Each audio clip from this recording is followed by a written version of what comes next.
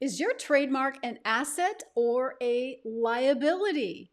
Stick around and find out. I'm Angela Langlotz, trademark and copyright attorney. I go live here on weekdays. So sometimes trademarks are an asset and sometimes trademarks are a liability.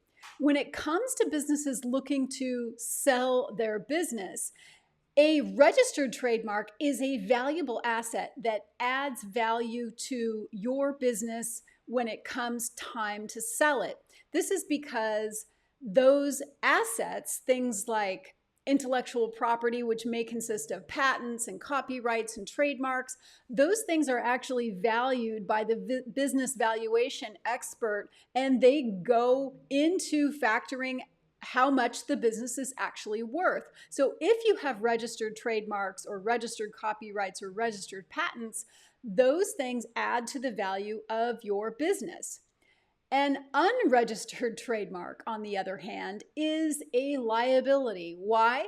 Because the potential business buyer doesn't know if you actually have rights to that trademark or not. Let me explain.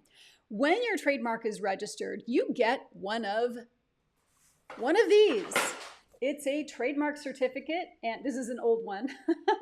It's a trademark certificate that evidences your interest, your legal interest in that trademark.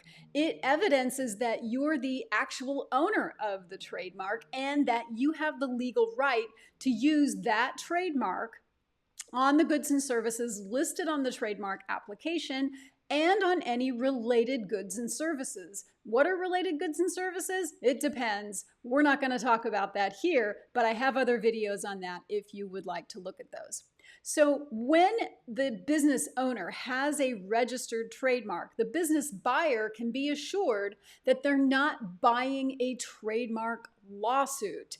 If the trademark has been in existence for more than 5 years and has been properly renewed, then they have even further assurance that the mark is incontestable. And these are important things because no business buyer wants to buy a potential trademark lawsuit. They're very expensive and very time-consuming to litigate.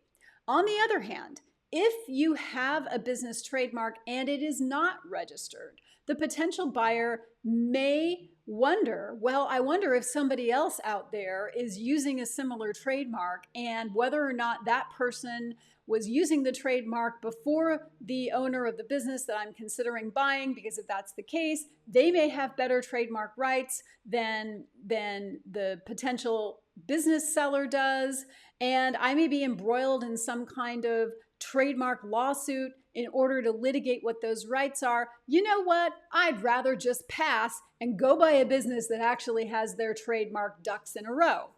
So if you're going to sell your trademark, when you go to sell the business, if you go to sell your business, be sure that you have a registered trademark and get the trademark registered as soon as possible, because that will minimize the potential conflicts between you and other trademark users.